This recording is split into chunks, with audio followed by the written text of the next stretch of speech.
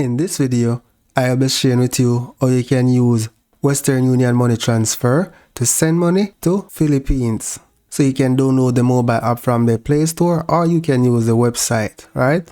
I already have an account, so I'm just gonna log in. Once you're in the app, select Send. At the top of the screen, select the country which you want to send money to. So let's select the Philippines, then select Continue. Here, it shows how much money you're sending, and here it shows how much money the recipient will get. Now in this section, you can choose how you want to pay and how you want the cash to be delivered. So let's expand this.